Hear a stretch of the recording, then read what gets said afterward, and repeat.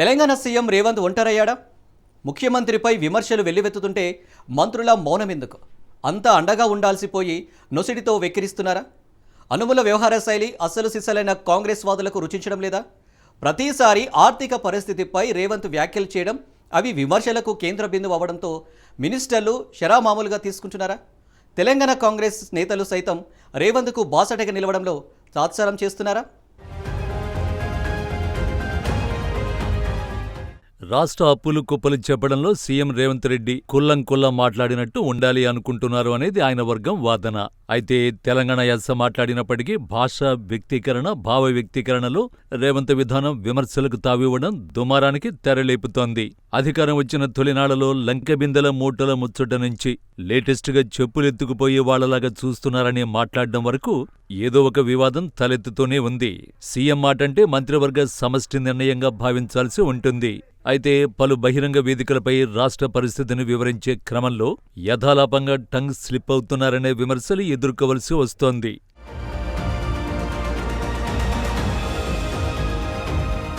రాష్ట్ర ఆర్థిక స్థితిని లంకెబిందెలతో పోల్చడం, అన్ని ఖాళీ అయ్యాయని చెప్పడాన్ని ఎకనామిక్ ఎక్స్పర్ట్లే కాదు, పొలిటికల్ అనలిస్టులు కూడా తప్పుపట్టారు. ప్రభుత్వం దగ్గర ఎప్పుడూ డబ్బులు నిల్వ ఉండవని, ఖజానాకు ఆదాయం రావడం, ఖర్చు కావడం కామన్ అనేది సీఎం గుర్తుంచుకుంటే బాగుంటుందనే అభిప్రాయం వ్యక్తమైంది. పార్టీల మధ్య, నేతల మధ్య రాజకీయ వైరం కామనే.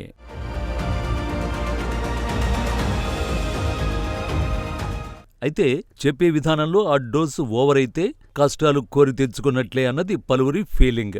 మిగులు బడ్జెట్ స్టేట్ను కేసీఆర్ అప్పుల కుప్పగా చేశారని, ఆయన కుటుంబ ఆదాయం మాత్రం అమాంతం పెరిగిందని చెప్పాలనేది రేవంత్ ఉద్దేశం. అయితే ఆయన వాడుతున్న పదాలు, చెబుతున్న మేనరిజం ఇబ్బందులు సృష్టిస్తోంది అనేది కొందరి వాదన.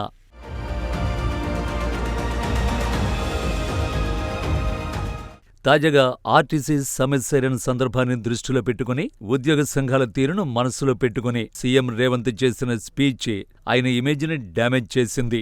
ఆయన భావం సరైంది కావచ్చు, కానీ భావ వ్యక్తీకరణ, పదప్రయోగమే వివాదానికి కారణమవుతున్నాయి. మన రాష్ట్రం పేరు చెబితే అప్పు పుట్టడం లేదని, అప్పు కోసం ఎవరింటి తలుపైన తడితే చెప్పులెత్తుకుపోయే వారిలాగా చూస్తున్నారని ఓ కామన్ మ్యాన్ చెప్పినట్లు సీఎం మాట్లాడడం దుమారం రేపింది. ఈ విషయంలో విపక్షాలు సీఎం రేవంత్ను కడిగి పారేసినంత పని చేశాయి.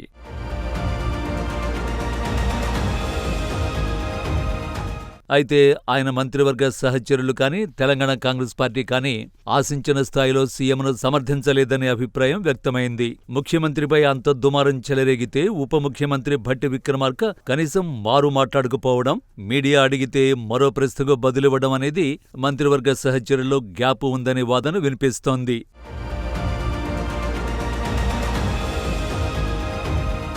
పలు వేదికలపై సీఎం రేవంత్ మాట్లాడడంపై విమర్శలు వ్యక్తమవుతుంటే వస్తున్న ఇన్పుట్స్ అర్థం చేసుకోకుండా ముఖ్యమంత్రి మాట తీరుతో కొత్త సమస్యలు సృష్టిస్తే ఎలా అని పార్టీలో అభిప్రాయం వ్యక్తమవుతున్నట్టు కనిపిస్తోంది.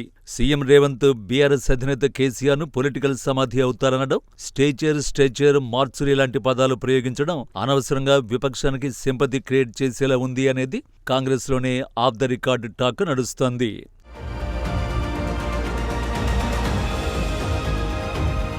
సీఎంపై తీవ్ర విమర్శలు వ్యక్తమైన వేళ దుద్దిళ్ల శ్రీధరబాబు, పొంగులేటి శ్రీనివాసరెడ్డి కొంత బాసటగా నిలిచినట్లు అనిపించినా, ఓవరాల్గా మినిస్టర్లు మరియు కాంగ్రెస్ శ్రేణులు మనకెందుకులే అన్నట్లు చూశారనే ఫీల్ కలిగింది.